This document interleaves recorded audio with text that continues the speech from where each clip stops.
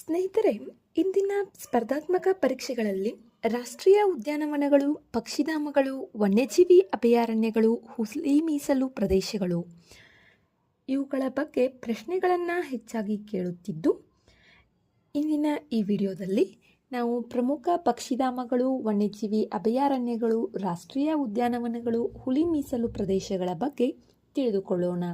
ಇವು ಸುದ್ದಿಯಲ್ಲಿರುವಂತಹ ಪ್ರದೇಶಗಳಾಗಿವೆ.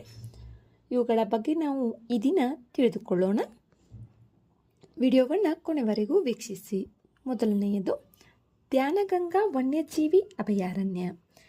ಇದು ಮಹಾರಾಷ್ಟ್ರದ ಬುಲ್ದಾನಾ ಜಿಲ್ಲೆಯಲ್ಲಿ ಧ್ಯಾನಗಂಗಾ ನದಿಯ ಸಮೀಪದಲ್ಲಿದ್ದು ಮೇಲ್ಘಾಟ್ ಹುಲಿ ಅಭಯಾರಣ್ಯದ ಭಾಗವಾಗಿದೆ. ಸುಮಾರು 205 ಚದರ್ ಕಿಲೋಮೀಟರ್ ವಿಸ್ತೀರ್ಣ ಹೊಂದಿರುವ ಈ ಅಭಯಾರಣ್ಯದಲ್ಲಿ 2 ಸರೋವರಗಳಿವೆ.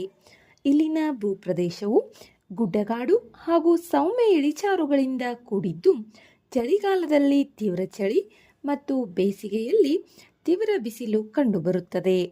ಈ ಪ್ರದೇಶವು ದಕ್ಷಿಣ ಉಷ್ಣವಲಯದ ವನಪತನಶೀಲ ಅರಣ್ಯವಾಗಿದ್ದು, ತೇಗ ಮತ್ತು ಅಂಜನ್ ಮರಗಳು ಹೆಚ್ಚಾಗಿ ಕಂಡುಬರುತ್ತವೆ.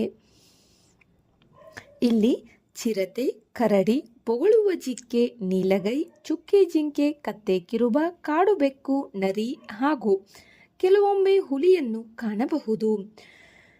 ಜೊತೆಗೆ 150ಕ್ಕೂ ಹೆಚ್ಚು ಪಕ್ಷಿ ಪ್ರಭೇದಗಳು ಇಲ್ಲಿನ ಜೀವ ವೈವಿಧ್ಯತೆಯನ್ನು ಮತ್ತಷ್ಟು ಶ್ರೀಮಂತಗೊಳಿಸಿವೆ. ನೆಕ್ಸ್ಟ್, ಮೇಲ್ಘಾಟ್ ಹುಲಿ ಅಭಯಾರಣ್ಯ.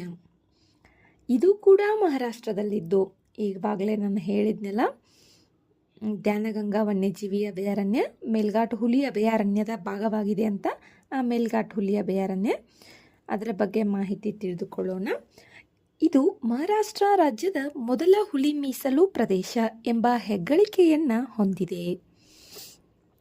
ಸಾತ್ಪುರ ಪರ್ವತ ಶ್ರೇಣಿಯ ದಕ್ಷಿಣ ಭಾಗದಲ್ಲಿರುವ ಗವಿಲ್ಘಾಟ್ ಬೆಟ್ಟಗಳಲ್ಲಿ ಇದು ವ್ಯಾಪಿಸಿದೆ. ಮೇಲ್ಘಾಟ್ ಪದದ ಅರ್ಥ ಏನು ಗೊತ್ತಾ ನಿಮಗೆ? ಇದರ ಅರ್ಥ ವಿವಿಧ ಕಣಿವೆಗಳ ಸಂಗಮ. ಈ ಅರಣ್ಯವು ಉಷ್ಣವಲಯದ ವನಪತನಶೀಲ ಅರಣ್ಯವಾಗಿದ್ದು, ತೇಗದ ಮರಗಳು ಹೆಚ್ಚಾಗಿ ಕಂಡುಬರುತ್ತವೆ.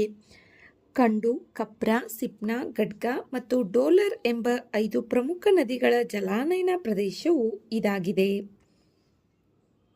ಇವೆಲ್ಲವೂ ತಪತಿ ನದಿಯ ಉಪನದಿಗಳಾಗಿವೆ. ಇಲ್ಲಿನ ಪ್ರಮುಖ ಬುಡಕಟ್ಟು ಸಮುದಾಯ ಕೋರ್ಕೋ, ಜೊತೆಗೆ ಗಾವ್ಲಿ ಮತ್ತು ಗೊಂಡ ಸಮುದಾಯದ ಜನರು ಇಲ್ಲಿ ವಾಸಿಸುತ್ತಾರೆ. ಸ್ಲಾತ್ ಬೇರ್, ಇಂಡಿಯನ್ ಗೌರ್, ಸಾಂಬಾರ್ ಜಿಂಕೆ, ಚಿರತೆ, ನೀಲಗೈ, ದೋಲೆ, ಹೈನಾ, ಜಂಗಲ್ ಕ್ಯಾಟ್ ಹಾಗೂ ಲಾಂಗೂರ ಸೇರಿದಂತೆ ಅನೇಕ ಪ್ರಾಣಿಗಳು ಇಲ್ಲಿ ಕಂಡುಬರುತ್ತವೆ. ವಿಶೇಷವಾಗಿ ತೀವ್ರವಾಗಿ ಅಳಿವಿನಂಚಿನಲ್ಲಿರುವ ಅರಣ್ಯ ಗೂಬೆಯ ಪ್ರಮುಖ ಆಶ್ರಯ ತಾಣ ಎಂಬ ಹೆಗ್ಗಳಿಕೆಯು ಮೇಲ್ಘಾಟ್ಗೆ ಇದೆ. ಇದನ್ನು ಮೇಲ್ಘಾಟ್ ಅಭಯಾರಣ್ಯವನ್ನು ನಾವು ಅರಣ್ಯ ಗೂಬೆಯ ಭದ್ರಕೋಟೆ ಎಂದು ಕರೆಯಲಾಗುತ್ತದೆ. ನೆಕ್ಸ್ಟ್, ತಂತೈ ಪೆರಿಯಾರ ವನ್ಯಜೀವಿ ಅಭಯಾರಣ್ಯ. ಇದು ತಮಿಳುನಾಡಿನ ಈರೋಡ್ ಜಿಲ್ಲೆಯ ಬರ್ಗೂರ್ ಬೆಟ್ಟಗಳಲ್ಲಿ ಇದೆ. ಈ ಅಭಯಾರಣ್ಯವು ತಮಿಳುನಾಡಿನ ಸತ್ಯಮಂಗಲಂ ಹುಲಿ ಮೀಸಲು ಪ್ರದೇಶ, ಕರ್ನಾಟಕದ ಮಲೆಮಹದೇಶ್ವರ ವನ್ಯಜೀವಿ ಅಭಯಾರಣ್ಯ ಹಾಗೂ ಕಾವೇರಿ ವನ್ಯಜೀವಿ ಅಭಯಾರಣ್ಯಗಳ ನಡುವೆ ಇರುವ ಅತ್ಯಂತ ಪ್ರಮುಖ ಜೀವ ವೈವಿಧ್ಯ ಪ್ರದೇಶವಾಗಿದೆ. ರಾಷ್ಟ್ರೀಯ ಹುಲಿ ಸಂರಕ್ಷಣಾ ಪ್ರಾಧಿಕಾರ ಗುರುತಿಸಿರುವ ಪ್ರಮುಖ ಹುಲಿ ಕಾರಿಡಾರ್ಗಳಲ್ಲಿ ಇದು ಒಂದಾಗಿದೆ. ತಂತೈ ಪೆರಿಯಾರ ವನ್ಯಜೀವಿ ಅಭಯಾರಣ್ಯ. ಇದೇ ವೇಳೆ ಇದು ನೀಲಗಿರಿ ಆನೆ ಮೀಸಲು ಪ್ರದೇಶದ ಭಾಗವೂ ಆಗಿದೆ. ಪಶ್ಚಿಮ ಮತ್ತು ಪೂರ್ವ ಘಟ್ಟಗಳನ್ನು ಸಂಪರ್ಕಿಸುವ ಜೀವ ವೈವಿಧ್ಯದ ಸೇತುವೆಯಾಗಿ ಈ ಪ್ರದೇಶವು ಕಾರ್ಯನಿರ್ವಹಿಸುತ್ತದೆ.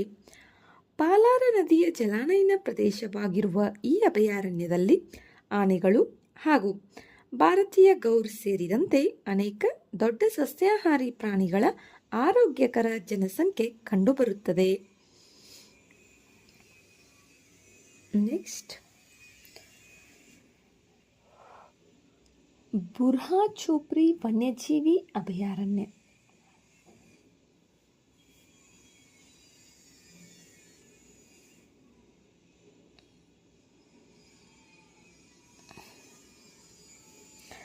ಬ್ರಹ್ಮಪುತ್ರ ನದಿಯ ದಕ್ಷಿಣ ದಂಡೆಯಲ್ಲಿರುವ ಈ ಅಭಯಾರಣ್ಯವು ಕಾಜಿರಂಗ ಹುಲಿ ಮೀಸಲು ಪ್ರದೇಶದ ಪ್ರಮುಖ ಬಫರ್ ವಲಯವಾಗಿದೆ. ಬೇಸಿಗೆಯಲ್ಲಿ ಪ್ರವಾಹದ ನೀರು ಈ ಪ್ರದೇಶವನ್ನು ಆವರಿಸಿದರೂ ಅದೇ ನೀರು ಇಲ್ಲಿನ ಜೀವವೈವಿಧ್ಯಕ್ಕೆ ಹೊಸ ಚೈತನ್ಯ ನೀಡುತ್ತದೆ. ಆರ್ದ್ರ ಹುಲ್ಲುಗಾವಲುಗಳು, ನದಿ ತೀರದ ಕಾಡುಗಳು ಮತ್ತು ಅರೆನಿತ್ಯ ಹರಿದ್ವರ್ಣ ಅರಣ್ಯಗಳು ಹುಲಿ, ಏಕಕೊಂಬಿನ ಖಡ್ಗಮೃಗ, ಕಾಡು ಎಮ್ಮೆ, ಆನೆ ಹಾಗೂ ಹಂದಿ ಜಿಂಕೆಗಳಿಗೆ ಸುರಕ್ಷಿತ ಆಶ್ರಯವಾಗಿವೆ. ಬಂಗಾಳ ಫ್ಲೋರಿಕನ್, ಕಪ್ಪು ಕತ್ತಿನ ಕೊಕ್ಕರೆ ಸೇರಿದಂತೆ ಅಪರೂಪದ ಪಕ್ಷಿಗಳ ಕಲರವ ಈ ಅರಣ್ಯದ ಸೌಂದರ್ಯವನ್ನು ಮತ್ತಷ್ಟು ಹೆಚ್ಚಿಸುತ್ತವೆ. ನೆಕ್ಸ್ಟ್, ಅಣ್ಣಾಮಲೈ ಹುಲಿ ಅಭಯಾರಣ್ಯ. ಇದು ಕೂಡ ತಮಿಳುನಾಡಿನಲ್ಲಿದೆ. ಪಶ್ಚಿಮ ಘಟ್ಟಗಳ ಹೃದಯ ಭಾಗದಲ್ಲಿರುವ ಈ ಹುಲಿ ಅಭಯಾರಣ್ಯವು ವೈವಿಧ್ಯಮಯ ಅರಣ್ಯಗಳು, ಶೋಲಾ ಕಾಡುಗಳು, ಮಲೆನಾಡಿನ ಹುಲ್ಲುಗಾವಲುಗಳು ಮತ್ತು ಜೌಗು ಪ್ರದೇಶಗಳು ಸಮೃದ್ಧವಾಗಿದೆ. ಕದರ್, ಮುದುವರ್, ಮಲ್ಸರ್ ಸೇರಿದಂತೆ 6 ಸ್ಥಳೀಯ ಸಮುದಾಯಗಳು ಪ್ರಕೃತಿಯೊಂದಿಗೆ ಸಹಜೀವನ ನಡೆಸುತ್ತಿವೆ. ಹುಲಿ, ಏಷ್ಯಾಟಿಕ್ ಆನೆ, ಚಿರತೆ, ಸಾಂಬಾರ್ ಮತ್ತು ಚುಕ್ಕೆ ಜಿಂಕೆಗಳ ಜೊತೆಗೆ ಕಾಡುಬಾಳೆ, ಏಲಕ್ಕಿ, ಮೆಣಸು ಹಾಗೂ ಶುಂಠಿಯಂತಹ ಕೃಷಿ ಬೆಳೆಗಳ ಕಾಡು ಸಂಬಂಧಿಗಳನ್ನು ಸಂರಕ್ಷಿಸುವ ಅಮೂಲ್ಯ ಜೀವವೈವಿಧ್ಯ ನಿಧಿಯಾಗಿದೆ. ನೆಕ್ಸ್ಟ್, ರತಪಾನಿ ಹುಲಿ ಅಭಯಾರಣ್ಯ. ವಿಂಧ್ಯ ಪರ್ವತ ಶ್ರೇಣಿಗಳ ನಡುವೆ ಹರಡಿರುವ ಈ ಅರಣ್ಯವು ನರ್ಮದಾ ಕಣಿವೆಯ ಸಮೃದ್ಧ ಪರಿಸರವನ್ನು ಪ್ರತಿಬಿಂಬಿಸುತ್ತದೆ. ಬೆಟ್ಟಗಳು, ಕಣಿವೆಗಳು, ಜಲಾಶಯಗಳು ಮತ್ತು ವಿಶಾಲ ತೇಗದ ಕಾಡುಗಳು ಇಲ್ಲಿನ ಪ್ರಮುಖ ಆಕರ್ಷಣೆಗಳಾಗಿವೆ. ವಿಶ್ವಪ್ರಸಿದ್ಧ ಭೀಂಬೆಟ್ಕಾ ಶಿಲಾ ಆಶ್ರಯಗಳು ಈ ಅಭಯಾರಣ್ಯದ ಐತಿಹಾಸಿಕ ಮಹತ್ವವನ್ನು ಹೆಚ್ಚಿಸುತ್ತವೆ. ಹುಲಿ, ಚಿರತೆ, ಕಾಡು ನಾಯಿ, ಹೈನ, ಜಿಂಕಾರ, ಕಪ್ಪುಬಕ್ ಹಾಗೂ ಅನೇಕ ಅಪರೂಪದ ಜೀವಿಗಳಿಗೆ ಇದು ನೆಲೆಯಾಗಿದೆ. ರತಪಾನಿ ಹುಲಿ ಅಭಯಾರಣ್ಯ ಇದು ಮಧ್ಯಪ್ರದೇಶ ರಾಜ್ಯದಲ್ಲಿದೆ. ನೆಕ್ಸ್ಟ್, ಅರಲಂ ಚಿಟ್ಟೆ ಅಭಯಾರಣ್ಯ. ಇದು ಕೇರಳದಲ್ಲಿರುವ ರಾಜ್ಯದ ಮೊದಲ ಚಿಟ್ಟೆ ಅಭಯಾರಣ್ಯವಾಗಿದೆ. ಕರ್ನಾಟಕದ ಬ್ರಹ್ಮಗಿರಿ ವನ್ಯಜೀವಿ ಅಭಯಾರಣ್ಯ, ಕೊಟ್ಟಿಯೂರು ವನ್ಯಜೀವಿ ಅಭಯಾರಣ್ಯ ಮತ್ತು ಉತ್ತರ ವಯನಾಡು ಅರಣ್ಯ ವಿಭಾಗದೊಂದಿಗೆ ಗಡಿಯನ್ನು ಹಂಚಿಕೊಂಡಿದೆ. ನಿತ್ಯ ಹರಿದ್ವರ್ಣ ಮತ್ತು ಅರೆನಿತ್ಯ ಹರಿದ್ವರ್ಣ ಕಾಡುಗಳನ್ನು ಕೂಡಿರುವ ಈ ಪ್ರದೇಶದ ಮೂಲಕ ಬ್ರಹ್ಮಗಿರಿ ಶ್ರೇಣಿಯಿಂದ ಹುಟ್ಟುವ ಚಿಂಕಣಿ ನದಿ ಹರಿಯುತ್ತದೆ.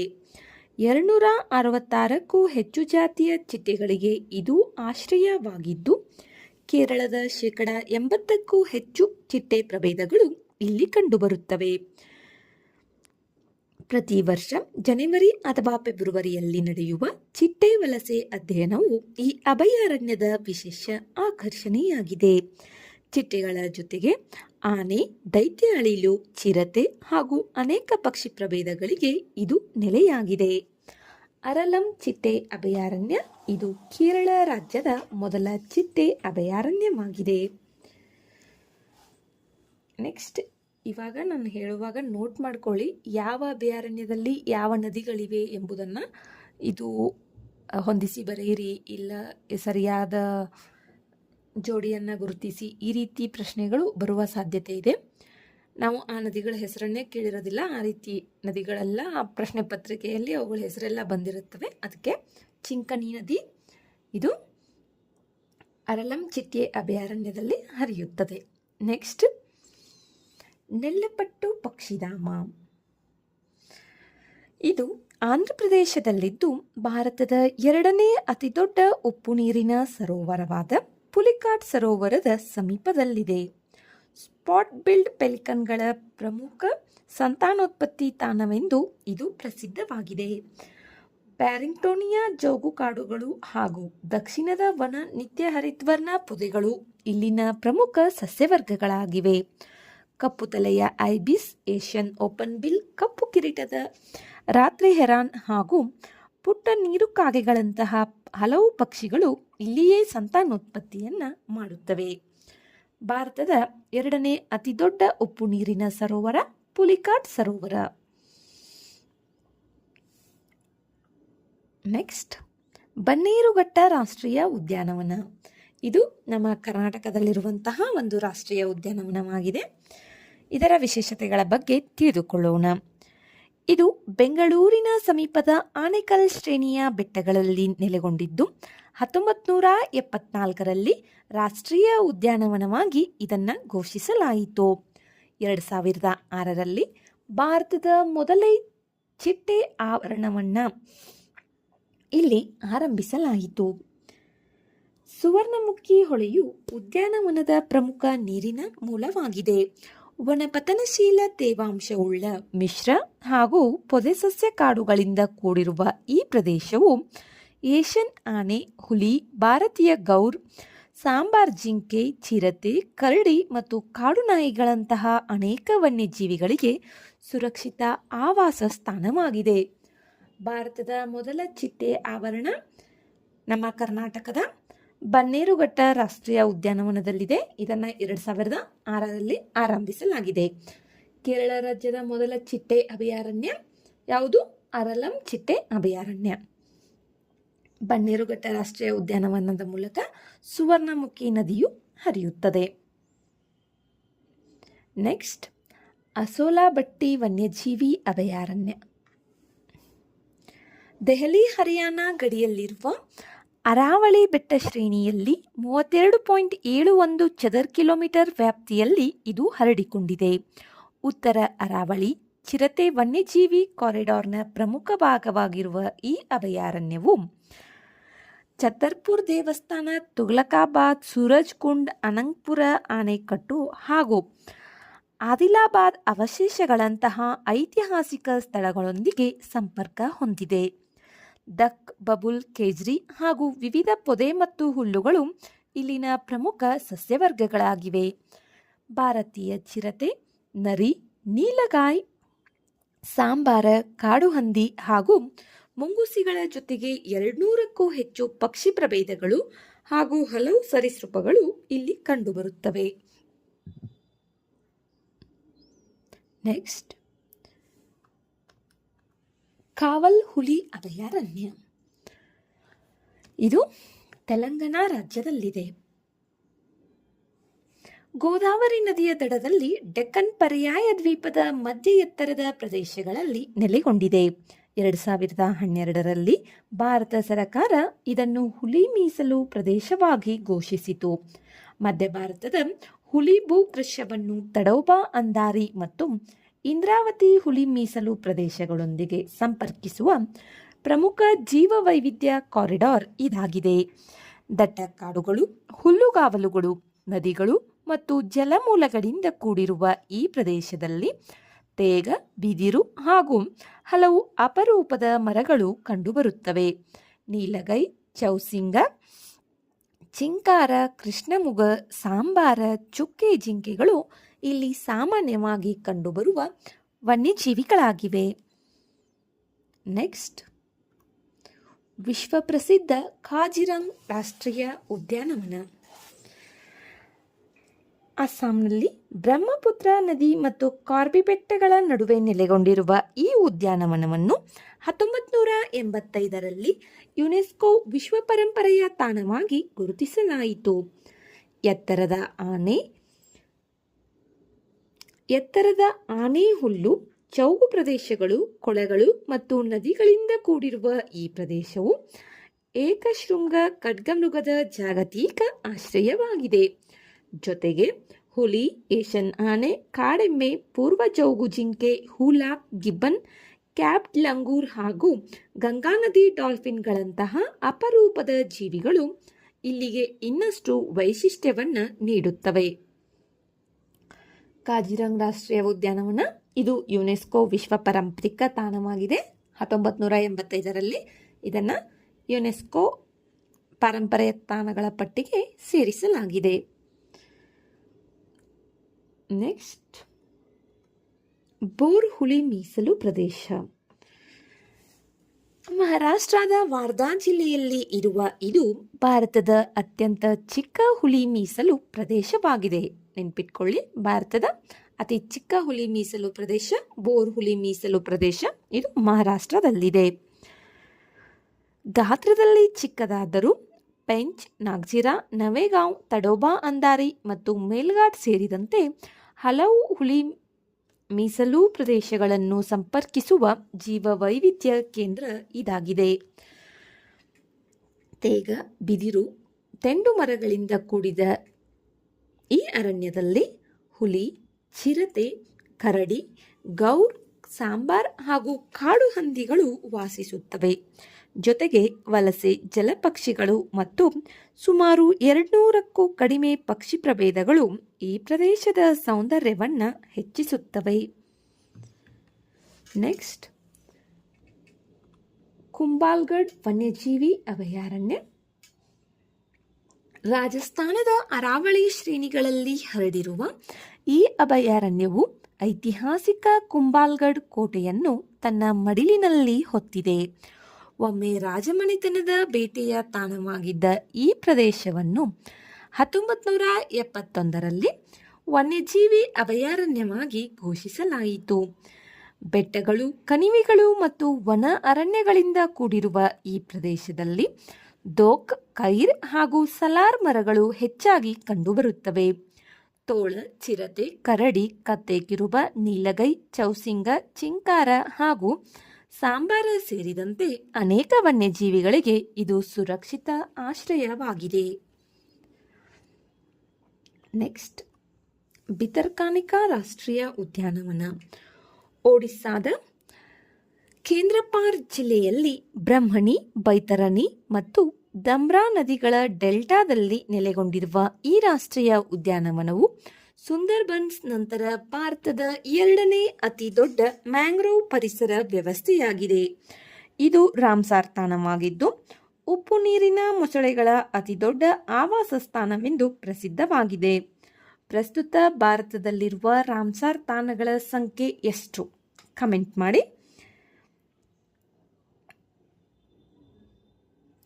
ಸಮೀಪದ ಗಹಿರ್ಮಾತಾ ಬೀಚ್ ವಿಶ್ವದ ಅತಿದೊಡ್ಡ ಆಲಿವ್ ರಿಡ್ಲೆ ಸಮುದ್ರ ಆಮೆಗಳ ಗೂಡು ನಿರ್ಮಾಣ ತಾಣಗಳಲ್ಲಿ ಒಂದಾಗಿದೆ.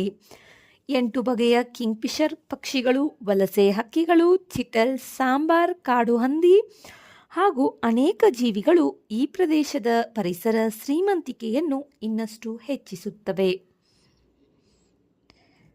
ನೆಕ್ಸ್ಟ್, ಪಂಗೋಲಕಾ ವನ್ಯಜೀವಿ ಅಭಯಾರಣ್ಯ. ಭೂತಾನ್ನ ಕಾಡುಗಳು ಮತ್ತು ಪಶ್ಚಿಮ ಬಂಗಾಳದ ನಿಯೋರಾ ಕಣಿವೆ ರಾಷ್ಟ್ರೀಯ ಉದ್ಯಾನವನಕ್ಕೆ ಸಂಪರ್ಕ ಹೊಂದಿರುವ ಈ ಅಭಯಾರಣ್ಯವು ಆಲ್ಪೈನ್, ಸಮಶೀತೋಷ್ಣ ಮತ್ತು ಉಪ ಉಷ್ಣವಲಯದ ಸಸ್ಯವರ್ಗಗಳ ಅಪೂರ್ವ ಸಂಗಮವಾಗಿದೆ. ಸೊಂಗ್ಮೋ ಸರೋವರ, ರೋಡೋಡೆಂಡ್ರಾನ್ ಕಾಡುಗಳು, ಸಿಲ್ವರ್ ಫರ್ ಮತ್ತು ಜುನಿಪರ್ ಮರಗಳು ಇದರ ವೈಶಿಷ್ಟ್ಯ. ಹುಲಿ, ಕೆಂಪು ಪಾಂಡ, ಟಕೀನ್ ಮತ್ತು ಕಸ್ತೂರಿ ಜಿಂಕೆಗಳು ಇಲ್ಲಿ ಸಂಚರಿಸುತ್ತವೆ. ನೆಕ್ಸ್ಟ್, ಸೇಪಹಿ ಜಲ್ ವನ್ಯಜೀವಿ ಅಭಯಾರಣ್ಯ. ಅಗರ್ತಲಾದ ಸಮೀಪವಿರುವ ಈ ಅಭಯಾರಣ್ಯವು, ಅಗರ್ತಲಾ ಮೀನ್ಸ್ ತ್ರಿಪುರ ರಾಜ್ಯದಲ್ಲಿ ಇದಿದೆ. ಈ ಅಭಯಾರಣ್ಯವು 2 ನೈಸರ್ಗಿಕ ಸರೋವರಗಳು, 100 ಸಸ್ಯ ಪ್ರಭೇದಗಳು ಮತ್ತು ಅಪರೂಪದ ಕ್ಲೌಡೆಡ್ ಚಿರತೆಗಳಿಗೆ ಹೆಸರುವಾಸಿಯಾಗಿದೆ. ಡ್ರಿಸಸ್ ಮಕಾಕಾ, ಸ್ಲೋಲೋರಿಸ್, ಸಿವೆಟ್ ಕಾಡುಹಂದಿ ಹಾಗೂ ವೈವಿಧ್ಯಮಯ ಪಕ್ಷಿಗಳ ಕಲರವ ಇಲ್ಲಿನ ಪರಿಸರವನ್ನು ಜೀವಂತವಾಗಿರಿಸುತ್ತದೆ. ಹಲವು ದಶಕಗಳ ನಂತರ ಏಡಿ ತಿನ್ನುವ ಮುಂಗಸಿಗಳು ಮತ್ತೆ ಇಲ್ಲಿ ದಾಖಲಿಸಿರುವುದು ವಿಶೇಷವಾಗಿದೆ. ನೆಕ್ಸ್ಟ್, ಅಚಾನಕ್ಮರ್ ಹುಲಿ ಅಭಯಾರಣ್ಯ. ಇದು ಛತ್ತೀಸ್ಗಢ ರಾಜ್ಯದಲ್ಲಿದೆ. ಅಮರಕಂಟಕ ಜೀವಗೋಳ ಮೀಸಲು ಪ್ರದೇಶದ ಭಾಗವಾಗಿರುವ ಇದು ಕನ್ಹಾ ಮತ್ತು ಬಾಂಧವ್ಗಢ್ ಹುಲಿ ಮೀಸಲು ಪ್ರದೇಶಗಳನ್ನು ಸಂಪರ್ಕಿಸುವ ಹುಲಿ ಕಾರಿಡಾರ್ ಆಗಿದೆ. ಮಣಿಯಾರಿ ನದಿ ಈ ಕಾಡಿನ ಜೀವನಾಡಿಯಾಗಿದ್ದು, ಸಾಲ್, ತೇಗ ಮತ್ತು 600ಕ್ಕೂ ಹೆಚ್ಚು ಔಷಧೀಯ ಸಸ್ಯಗಳು ಇಲ್ಲಿ ಬೆಳೆಯುತ್ತವೆ. ಹುಲಿ, ಕಾಡೆಮ್ಮೆ, ಹಾರುವ ಅಳಿಲು ಮತ್ತು ಭಾರತೀಯ ದೈತ್ಯ ಅಳಿಲು ಈ ಕಾಡಿನ ಪ್ರಮುಖ ಆಕರ್ಷಣೆಗಳಾಗಿವೆ. ನೆಕ್ಸ್ಟ್, ನಮ್ಮ ಕರ್ನಾಟಕದ ಅಭಯಾರಣ್ಯ ಶೆಟ್ಟಿಹಳ್ಳಿ ವನ್ಯಜೀವಿ ಅಭಯಾರಣ್ಯ. ಇದು ನಮ್ಮ ಕರ್ನಾಟಕದ ಶಿವಮೊಗ್ಗ ಜಿಲ್ಲೆಯಲ್ಲಿದೆ. ತುಂಗಾ ಆಣೆಕಟ್ಟು ಮತ್ತು ಮಂಡಗದ್ದೆ ಪಕ್ಷಿಧಾಮವನ್ನು ಒಳಗೊಂಡಿರುವ ಈ ಪ್ರದೇಶವು ನಿತ್ಯ ಹರಿದ್ವರ್ಣ ಹಾಗೂ ಅರೆ ನಿತ್ಯ ಹರಿದ್ವರ್ಣ ಕಾಡುಗಳಿಂದ ಸಮೃದ್ಧವಾಗಿದೆ. ಆನೆ, ಗೌರ್, ಹುಲಿ, ಚಿರತೆ, ಸೋಮಾರಿ, ಕರಡಿ ಸೇರಿದಂತೆ ಅನೇಕ ಸಸ್ತನಿಗಳು ಮತ್ತು ಹಾರ್ನ್ಬಿಲ್ನಿಂದ ನವಿಲುಗಳವರೆಗೆ ನೂರಾರು ಪಕ್ಷಿಗಳು ಇಲ್ಲಿ ಆಶ್ರಯ ಪಡೆದಿವೆ. ನೆಕ್ಸ್ಟ್, ಸುನಬೇದ ವನ್ಯಜೀವಿ ಅಭಯಾರಣ್ಯ. ವಿಶಾಲವಾದ ಪ್ರಸ್ಥಭೂಮಿ, ಕಣಿವೆಗಳು ಮತ್ತು 11 ಜಲಪಾತಗಳಿಂದ ಕೂಡಿರುವ ಈ ಅಭಯಾರಣ್ಯವು ಜೋಂಕ್ ನದಿಯ ಜಲಾನಯನ ಪ್ರದೇಶವಾಗಿದೆ. ಇದು ಒಡಿಸ್ಸಾದಲ್ಲಿರುವಂತಹ ನುವಾಪಾ ಜಿಲ್ಲೆಯಲ್ಲಿ ಇದೆ.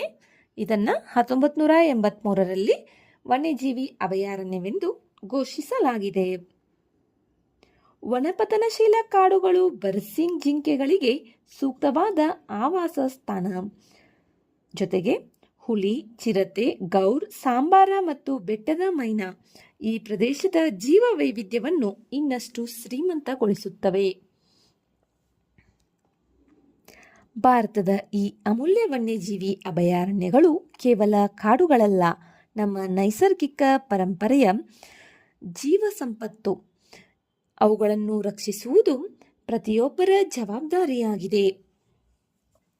ಸ್ನೇಹಿತರೆ, ಈ ವಿಡಿಯೋದಲ್ಲಿರುವ ಮಾಹಿತಿ ನಿಮಗೆ ಉಪಯುಕ್ತವಾಗಿದೆ ಎನಿಸಿದರೆ ವಿಡಿಯೋಗೆ ಲೈಕ್ ಮಾಡಿ. ಮುಂದಿನ ಭಾಗದಲ್ಲಿ ಭಾರತದ ಇನ್ನಷ್ಟು ಅಪರೂಪದ ರಾಷ್ಟ್ರೀಯ ಉದ್ಯಾನವನಗಳು, ಹುಲಿ ಸಂರಕ್ಷಿತ ಪ್ರದೇಶಗಳು, ಪಕ್ಷಿಧಾಮಗಳು, ವನ್ಯಜೀವಿ ಅಭಯಾರಣ್ಯಗಳು ಇವುಗಳ ಬಗ್ಗೆ ಮಾಹಿತಿಯನ್ನು ತಿಳಿದುಕೊಳ್ಳೋಣ. ಪರೀಕ್ಷೆಗೆ ಅತ್ಯಂತ ಪ್ರಮುಖ ಪರಿಸರ ವಿಷಯಗಳನ್ನು ತಿಳಿಯೋಣ. ಹಾಗಾಗಿ ನಮ್ಮ ಚಾನಲನ್ನು ಸಬ್ಸ್ಕ್ರೈಬ್ ಮಾಡಿಕೊಂಡು ನಮ್ಮ ಜೊತೆ ಸಂಪರ್ಕದಲ್ಲಿರಿ. ಮುಂದಿನ ಪಾರ್ಟ್ 2ಗಾಗಿ ಕಮೆಂಟ್ ಮಾಡಿ. ಧನ್ಯವಾದಗಳು.